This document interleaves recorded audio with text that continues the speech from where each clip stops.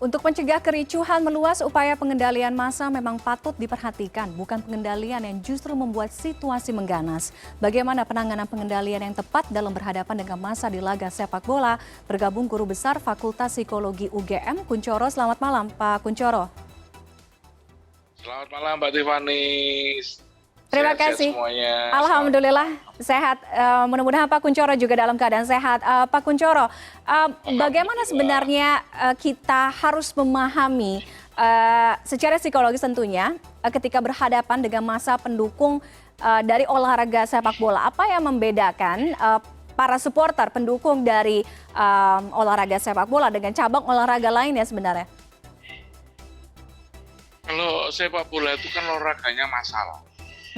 Sehingga konsep hukum psikologi massa itu berlaku di sana. Apalagi di dalam perilaku massa itu ada unsur hipnose, yaitu ada unsur semacam hipnotis, begitu orang di hipnotis.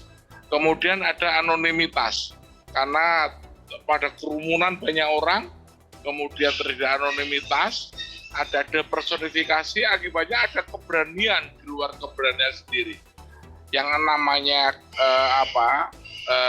kekuatan mereka, energi mereka itu tidak 1+1, tapi 1+ sekian. Ini yang menjadi persoalannya. Nah, tetapi yang menjadi persoalan kadang-kadang di sini ini, karena kekuatannya demikian besar, kadang-kadang bagi aparat yang tidak terlatih, itu justru membuatnya sebagai sebuah ancaman. Dan itulah yang saya khawatirkan ini yang terjadi.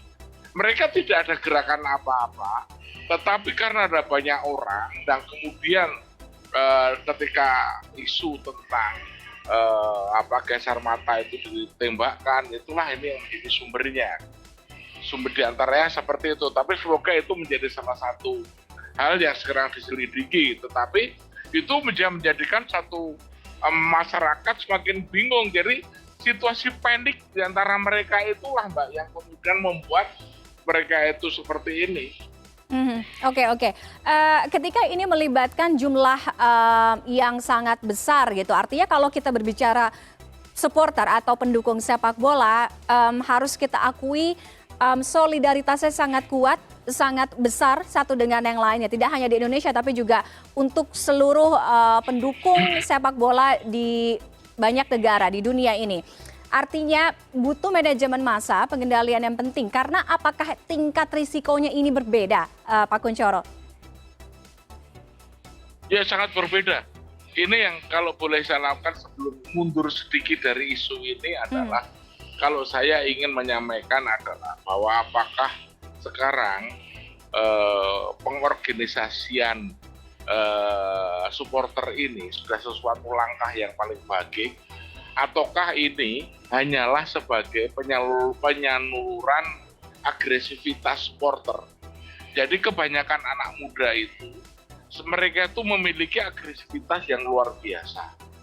Ketika saya masih muda zaman dahulu, banyak lapangan-lapangan kosong yang saya gunakan untuk berolahraga, untuk menyalurkan agresivitas. Saya bisa main voli di tetangga saya bisa main sepak bola di kampung saya bisa main. Sekarang dengan rumah yang semakin sempit-sempit, kecil-kecil, tidak ada kesempatan untuk kita bermain olahraga untuk menyalurkan agresivitas saya. Nah, untuk bisa menyalurkan agresivitas saya harus membayar. Dan ini mereka memanfaatkan supporter ini sebagai penyaluran agresivitas. Yang ngeri adalah kontrol dan monitor. Saya melihat juga banyak beredar di situ adalah minuman keras. Minuman keras itu pembakar, menjadi nekat. Saya semakin nekat, ada anonimitas, perilaku massa kuat, akhirnya itu yang tidak susah untuk terbentuk, Mbak. Oke. Kontrol dan monitor seperti apa, Pak Kunchoro, yang paling baik, yang paling tepat ketika berhadapan dengan massa supporter pendukung sepak bola?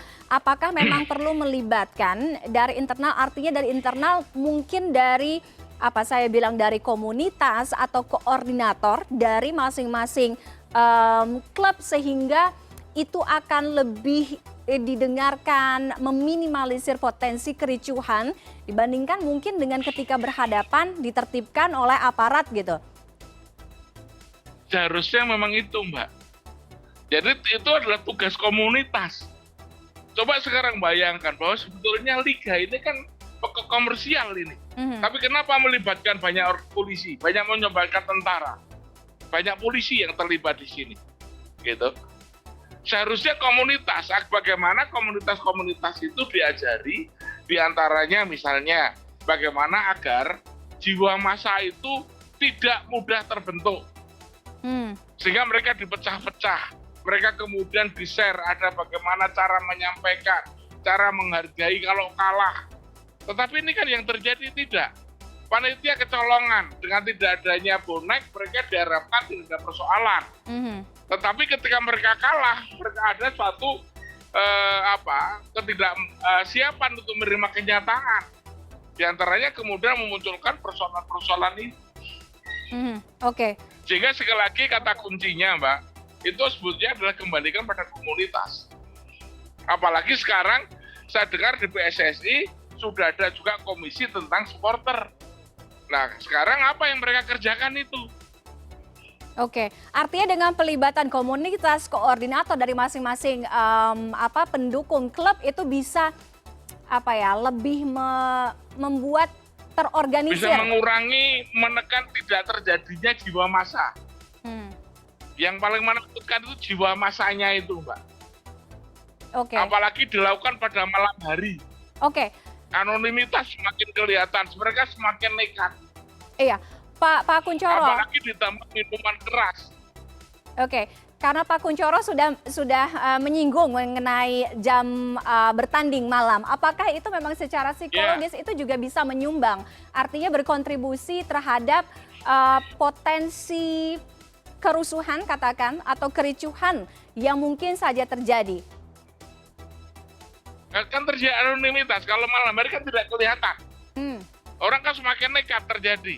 Mungkin pada waktu di lapangan tidak terjadi apa-apa, tapi ketika di dalam kegelapan itu, anonimitas muncul, sehingga jiwa nekatnya, jiwa tidak dikenalinya itu membuat dia semakin nekat. Oke. Ini patut juga menjadi catatan, artinya ada perspektif lain kalau mungkin di luar sana berpikir mengenai jam tanding yang dilakukan pada malam hari itu sebenarnya bukan menjadi salah satu isu besar, begitu ya Pak Kunchoro ya? Kalau masyarakat kita sudah siap menerima kenyataan tidak masalah, tetapi ketika mereka masih menggunakan ini sebagai penyaluran agresivitas, ya. Jadi mereka itu media katarsis dari kehidupan sehari-hari. Kemudian mereka minuman keras, mereka nekat di situ, kalah ngamuk. Ya, itu bisa terjadi. Malam hari itu punya banyak sumbangan. Tapi kalau masyarakatnya sudah tertata rapi, saya kira tidak ada pengaruhnya. Baik. Terima kasih Pak Kunchoro sudah bergabung dengan kami malam hari untuk memberikan perspektif yang lain. Mudah-mudahan selama ini berdampak positif, artinya bisa memberikan perubahan yang baik terhadap sepak bola Indonesia. Mengapa tidak ya? Terima kasih Pak Kunchoro, selamat malam. Salam sehat selalu. Terima kasih ikut prihatin dengan kasus Kanjuruhan. Terima kasih Mbak Tiffany.